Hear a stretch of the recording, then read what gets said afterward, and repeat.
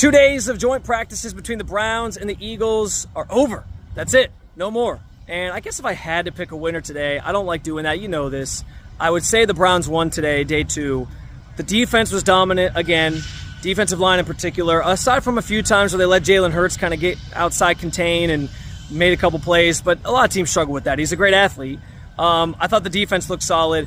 On the offensive side, they overcame what was a rough first 11-on-11 session in the red zone, where between Joe Flacco and Dylan Gabriel, just one completion on 4 pass attempts between the two. There was a couple sacks, a couple drops in that session. It was not a good start for the offense, especially on the heels of yesterday, where Kevin Stefanski said he thought they dropped more passes yesterday than they had all of camp and a practice.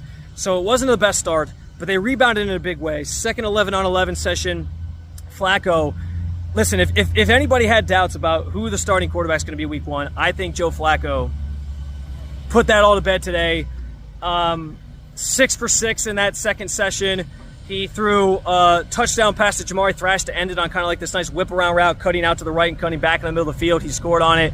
There was a trick play in there from Kevin Stefanski, who was pulling out of the stops, a screen to the right to Harold Fannin, who threw it back across the field to the left to Jerome Ford with blockers in front of him. Probably would have scored in a game setting because they weren't tackling today. He could have lowered his shoulder and punched it in, but he was deemed short.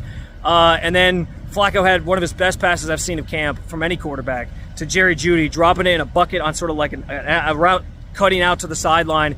DB was kind of in close in coverage, but he got it out of his reach into Judy's hands, who dragged his feet. It was just a great play all around. And then he followed it up in the final session of the day, 11-on-11s, throwing a couple touchdown passes, one to David Njoku on sort of a smash concept. Did a play that we've seen him run already in camp, where it was a screen out to Fannin, started running back towards Flacco, and pitched it to Dylan Sampson behind him, sort of like a hook and ladder for a touchdown.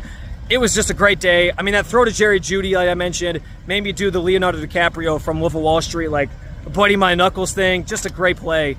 And so, like I said, I think Flacco really stamped himself as the starting quarterback of this team going into next week, which is going to be treated like a final dress rehearsal leading into that game against the Rams. Dylan Gabriel, not a great day overall, but he did make one of his best throws of camp on a touchdown pass to Harold Fannin in that final 11-on-11 session. And so he ended the day on a solid note there. Speaking of Dylan Gabriel, we don't know yet if he's going to start on Saturday. Kevin Stefanski said they were going to see how today went and probably tomorrow.